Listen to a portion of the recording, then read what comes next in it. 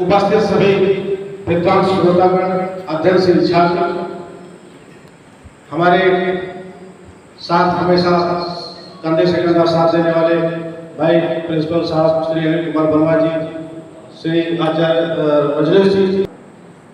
सामाजिक न्याय की बात जब भी आप सोचते होंगे, सुनते होंगे, तो एक सवाल जरूर उठता है, आखिर ये सामाजिक न्याय किसको चाहिए और ये सामाजिक न्याय देगा कौन? सामाजिक न्याय की लड़ाई 26 जनवरी 1950 को लागू संविधान होने से पहले लगभग 110 वर्ष पहले जो बिल्कुल क्रांति के रूप में आया है, वो इतिहास 110 वर्ष पहले थे।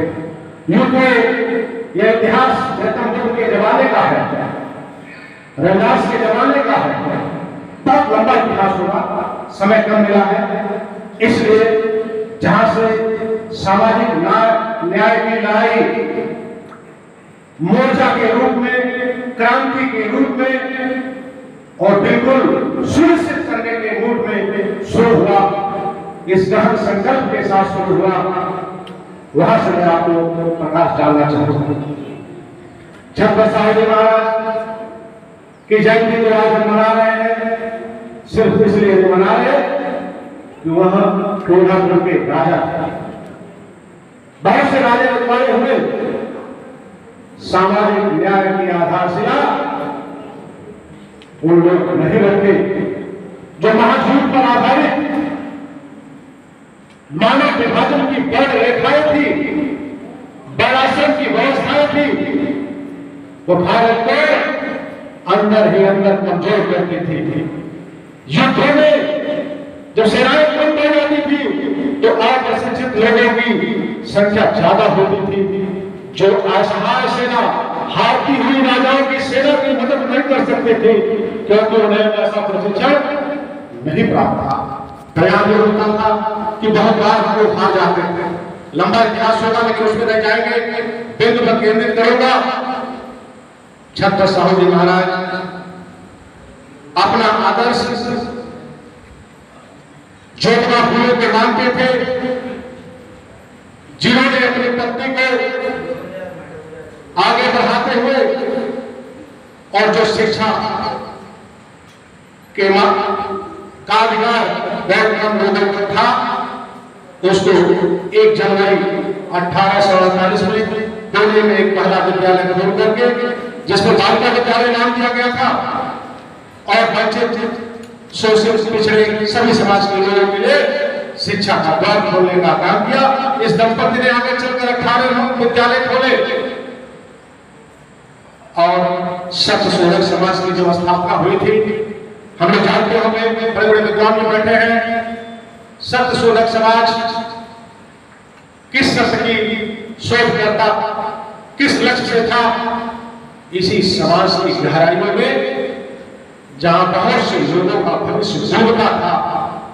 कितना हम पढ़े, एक क्लास अगर आप पास हाई स्कूल करते हैं तो इंटर में चले जाते हैं, इंटर पास होते हैं तो आगे ग्रेजुएट में चले जाते हैं, आगे ऐसे पास करते जाए, पढ़ते जाए, आगे बढ़ते जाएंगे। लेकिन समाज में अगर आपने गुलामगिरी पढ़ी होगी तो आप एक ही पुस्तक केवल ज्योतिबा फूले की पढ़ लिया होगा आपने, तो आपको बहुत कुछ पता चल गया होगा कि सत्यशोधक समाज की आवश्यकता क्यों पड़ी। सत्यशोधक समाज ने ऐसे बिंदुओं को खोज की जो वास्तव में हमारे पिछड़ेपन के मूल कारण। उन पिछड़ेपन के मूल कारणों को दूर करने के लिए ही वो विद्यालय खोले थे। और आगे चल करके जब सत्यशोधक साहू जी महाराज का एक बार अपमान होता है, उनके लिए वेद चारण वाले मंत्र न पढ़ करके पुराण शास्त्रीय मंत्र पढ़े गए। तो उन्होंने पूछा था अपने पुरोहित से, तो कहानी बड़ी लंबी है लेकिन संक्षेप में जानिए कि उन्हें राजा होने के बावजूद भी वह नंबर 1 का सामाजिक अधिकार नहीं मिला। फिर बहुत आयु थे, वैसे भी कहा गया है, जाति पाओ न फटी बेवाई सो का जाने पीर पराई। एक कहावत है, बोलियों में बहुत प्रचलित है, गांव देहात तक इसको सब लोग जानते हैं। जब उन पर भी ये बात बीती थी और चूंकि ज्योतिबा फुले से वो बहुत प्रभावित थे, उन्होंने कहा कि जो रूपरेखा उन्होंने समाज सुधार की, सामाजिक न्याय की शुरुआत की है, जो पृष्ठभूमि तैयार की है, उस कारवा को आगे बढ़ाना होगा। लेकिन ये कारवा केवल समझाइश से, केवल उपदेशों से, सुधार की भावना से नहीं होगा। इसके लिए नियम और कानून बनाने पड़ेंगे। ब्रिटेन में अपने प्रवास के दौरान छत्रसाल साहब महाराज ने जुलाई 1902 में ये घोषणा किया था कि हमारे राज्य की सभी सेवाओं में पिछड़े वंचित शोषित वर्गों के लिए 50% आरक्षण होगा। ऐसा क्यों कहा?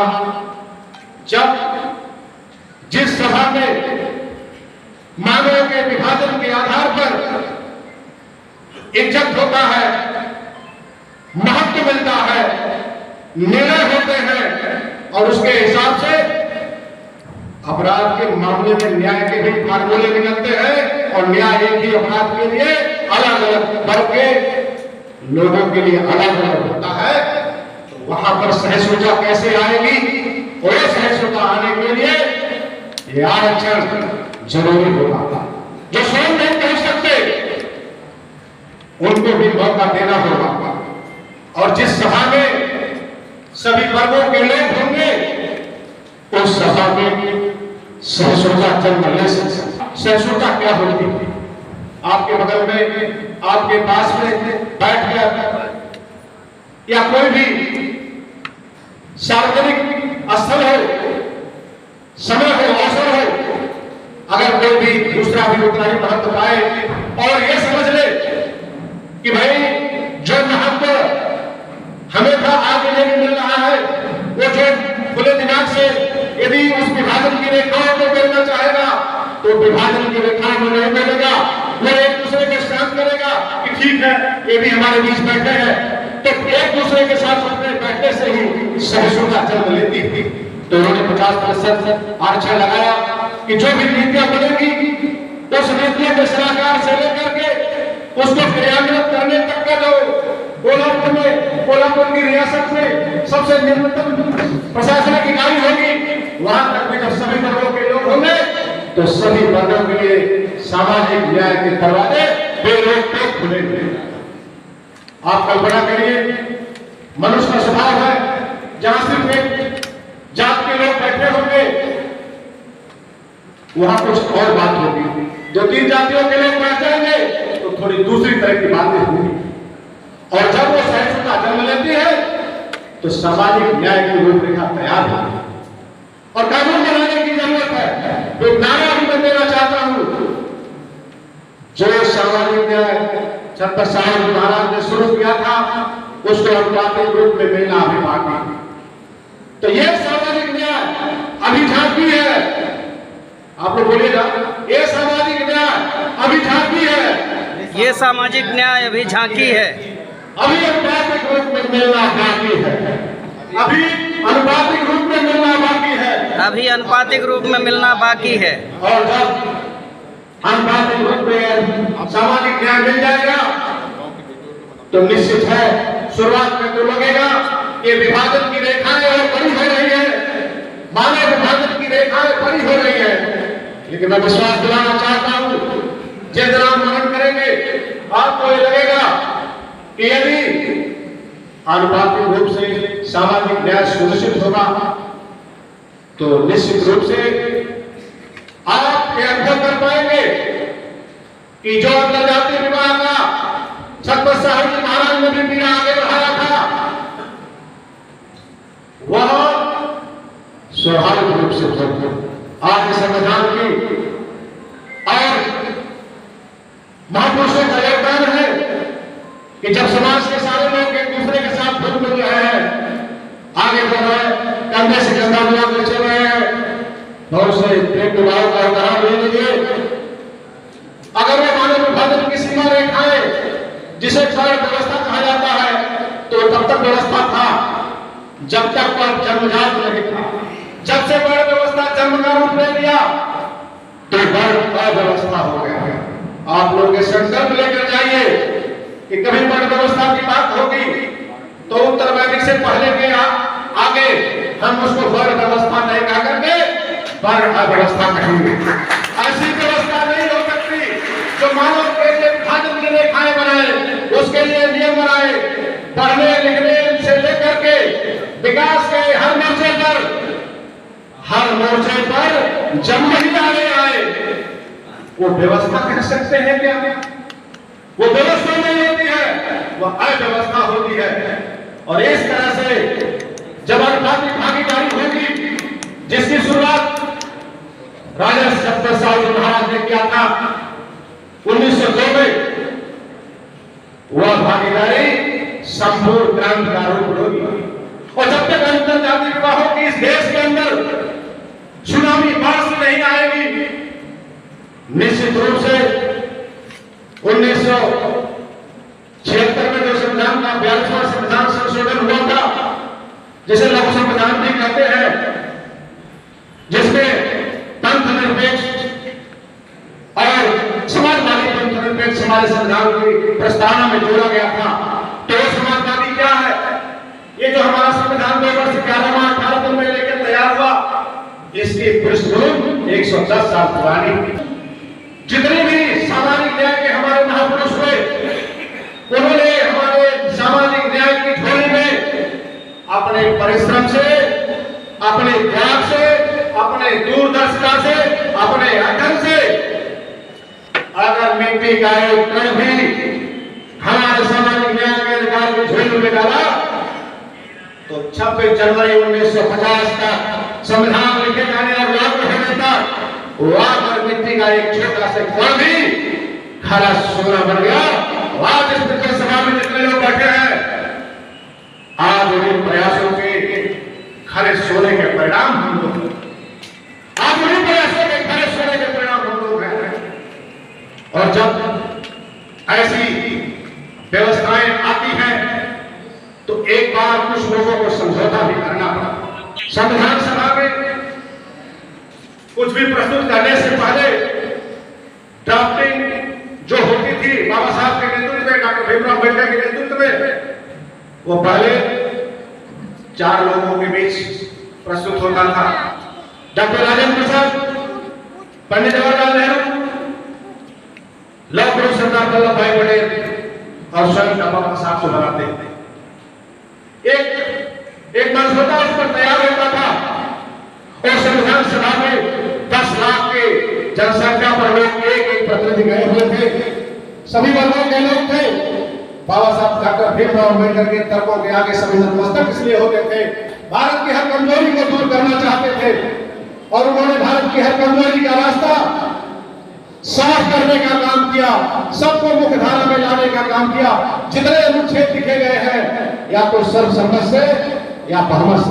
अगर यहाँ पर प्रकाश के कुछ लोग बैठे हो तो मैं ये कहना चाहता हूँ, आपका हृदय संविधान सभा के उन स्वीकृति देने वाले, सर्वसम्मत से सहमति देने वाले महापुरुषों जैसा होना चाहिए, जिन्होंने सामाजिक न्याय की लड़ाई के लिए और सभी को एक समान नागरिकता, एक समान सारे मौलिक अधिकार देने के लिए अनुच्छेद 18 से लेकर 35 तक जो है आपके मौलिक अधिकारों की व्यवस्था की।